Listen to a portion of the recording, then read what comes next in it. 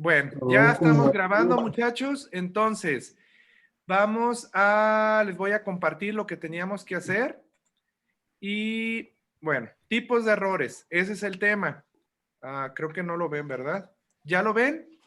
Sí, Sí, ¿Sí? sí, sí.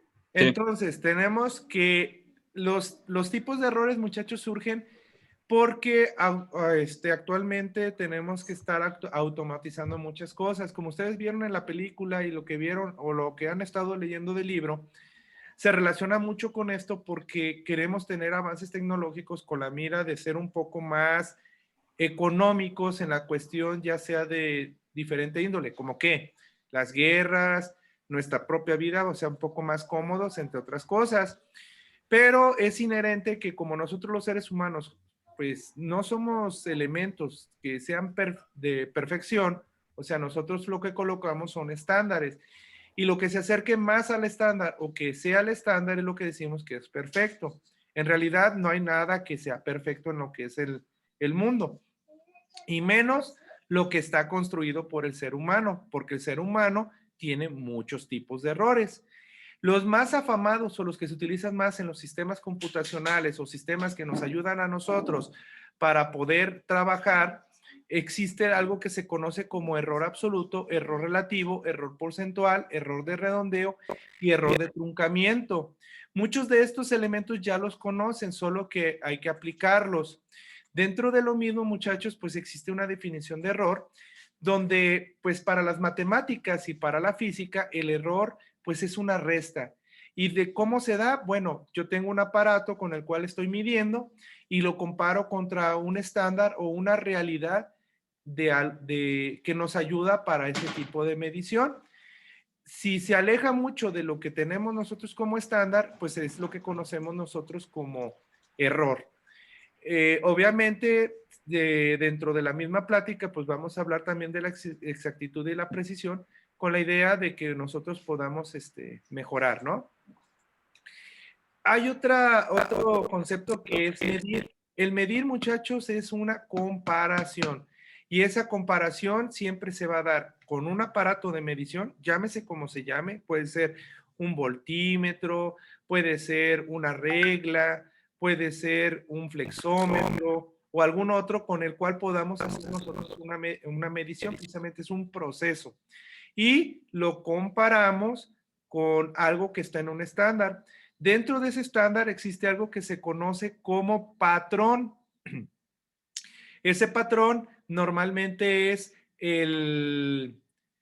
puede ser el metro, el litro, la libra, puede ser alguno de estos elementos, el watt, que nos permita a nosotros hacer esa medición. Hay otros elementos que se manejan, que es la magnitud, y la magnitud es una cantidad, muchachos, siempre va acompañado de lo que es la magnitud de lo que es el patrón. Por ejemplo, un metro. El metro es el patrón o el apellido y el 1, que es la cantidad, es precisamente lo que se requiere, ¿no? Por ejemplo, nosotros podemos tener un volumen de 297 más menos 2 mililitros. ¿Esto qué ocurre? ¿O qué es lo que puede pasar? Bueno, que yo puedo tener dentro de lo que es un rango, yo puedo tener 299 o en su defecto 295 y hasta cierta forma nos da una precisión dentro de ese rango. También podemos hablar de elementos de cifras significativas. Las cifras significativas son elementos que a nosotros nos dan sentido, o sea, que nos permite leer las cantidades. Por ejemplo, 24,567 para nosotros sí tiene sentido. Sin embargo, aquí me habla de que es incorrecto basado en los decimales, o sea, que le ponen más o menos 24, 28, porque normalmente lo que hacen es que entre mayor cantidad de decimales, pues tienes menos cantidad de error. Yo en lo particular no me gusta manejar muchos decimales, prefiero manejar lo que es los quebrados. ¿Por qué? Porque me evita precisamente tener este tipo de decimales. Y bueno, ¿qué me representa? Pues lo que son, antes del punto, pues ya saben, unidades, decenas, centenas, unidades de miles, ¿verdad? Y hacia el punto, hacia lo que es la izquierda, pues es una décima, centésima, milésima, etc., etc., etc., que es algo que ustedes ya conocen. Ay Dios, Se me movió mucho. Basados en eso, nosotros tenemos algo que se conoce como error absoluto o el error que es común. Ya les había dicho que es una resta. ¿Entre quiénes?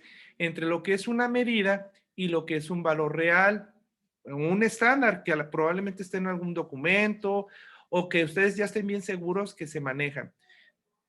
Puede ser que ustedes a veces se confundan porque dicen, oiga, profe, puede haber errores positivos y negativos. En realidad, ni son positivos ni son negativos. Normalmente para cálculo se toma lo que es el valor absoluto porque los errores no necesariamente son malos o no necesariamente son buenos. Para basados en lo que estamos manejando nosotros, también existe algo que se conoce como error relativo. El error relativo existe y se maneja o cómo es que se obtiene. Bueno, yo voy a dividir mi error absoluto entre mi valor real o mi valor estándar. ¿Cómo obtengo mi error absoluto? Bueno, voy a restarle mi valor real o estándar, yo le resto el valor de medición. Si yo quiero saber el error relativo porcentual, entonces a mi error relativo lo multiplico por 100. ¿Cuál es la característica? Que nosotros nos manejamos mucho con los porcentajes. Si yo les dijera, por ejemplo, se me ocurre, Naftalí, tú tienes un 70% de avance. Ah, bueno, ya entendí que sí he avanzado. Pero si le digo a, no sé, se me ocurre al Rafa, oye, Rafa, creo que vas a un 20%, pues ya Rafa se da cuenta de que le falta avanzar mucho y empieza a apurar. Aquí viene algunas otros conceptos que son las cifras significativas. Ya les había dicho que son las que tienen sentido para nosotros, no permite ambigüedades, o sea, son confiables, no nos da certeza de lo que estamos haciendo nosotros, ¿no? Dentro de lo que son los métodos numéricos, muchos de los resultados que son aproximados, normalmente cometemos un error.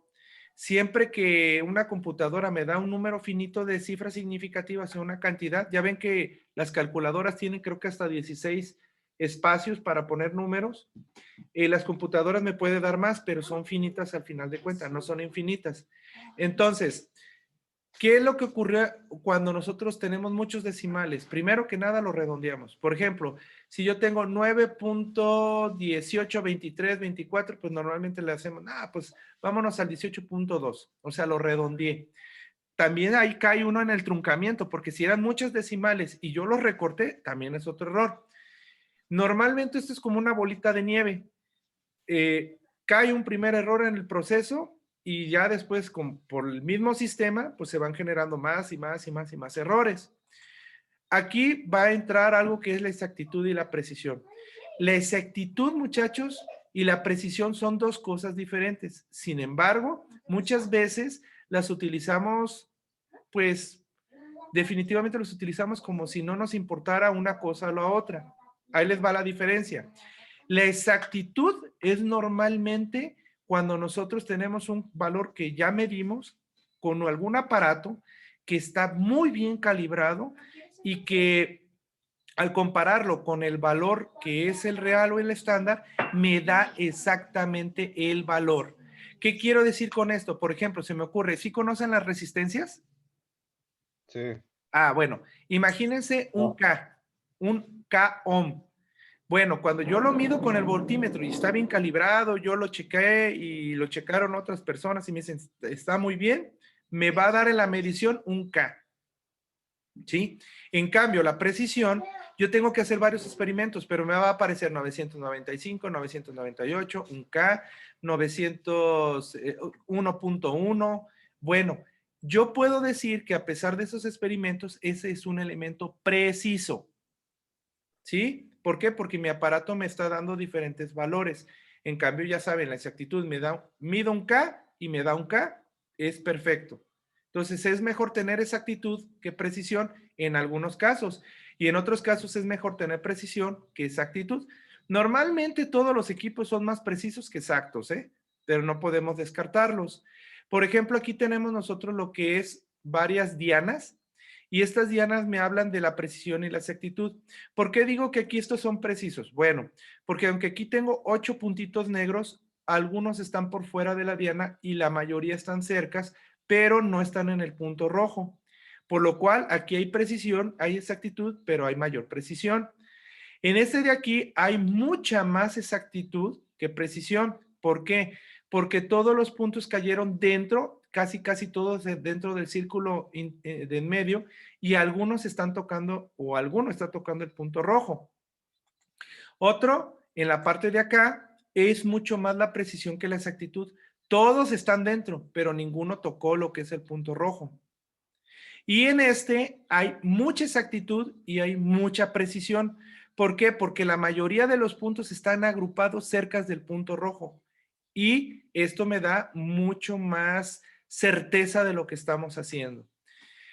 Dentro de lo que son los métodos numéricos, pues la mayoría de los elementos tratamos de que sean exactos, que no tengan sesgos, que no se haga trampa con ellos, y eso nos da cierto control dentro de lo que es la ingeniería, normalmente para diseños y todo este tipo de detalles.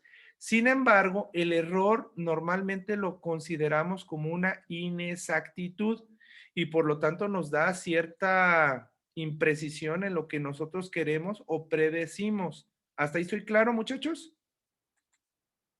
Y bueno, aquí hay algunas otras definiciones que es exactamente lo mismo, el truncamiento. Cortarlos, eso significa cortar las decimales hasta cierto número. Redondeo, llevarlo al siguiente número o si mayor o menor, dependiendo del caso. ¿Qué es el error verdadero o absoluto? Pues el valor verdadero menos el valor que yo medí o aproximado. El fraccionar verdadero es el relativo. Hago la división del valor verdadero o del error absoluto entre el verdadero, el porcentual, pues se multiplica por 100. Y el aproximado, pues, ay Dios, disculpen, creo que le piqué algo que no era. Bueno, era basados en ello. Dejen ampliarlo para que lo vean. Y tenemos lo que es el error aproximado, donde tenemos el error aproximado entre el valor aproximado y multiplicado por 100. Bueno, son las características. Ahora, ¿cómo funciona este negocio?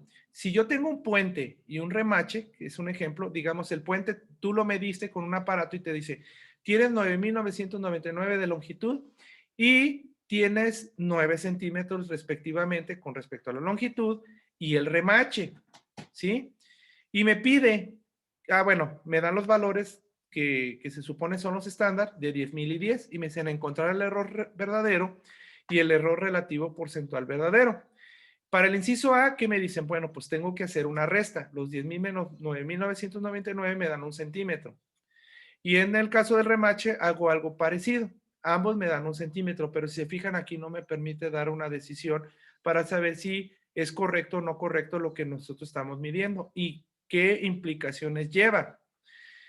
En el inciso B me saca el error relativo porcentual. Entonces, ¿qué tengo que hacer? Bueno, a este 1 y a este 1 se divide entre el valor del estándar, 10,000 y 10, y se multiplica por 100, y aquí me doy cuenta que es 0,01 y aquí 10%. Ahora el análisis es el siguiente. Para el puente no habría tanto problema, no le pasa nada, pero en el remache hay un 10% de error. ¿Ustedes aceptarían los remaches en el proyecto? ¿Sí o no? Creo que es mucho, ¿no? Es mucho. No sabemos si la longitud corresponde o si a lo mejor es la anchura. Acuérdense que el remache es como un clavo que está al rojo vivo y que normalmente se introduce en lo que es el hierro, pues para darle firmeza a las estructuras.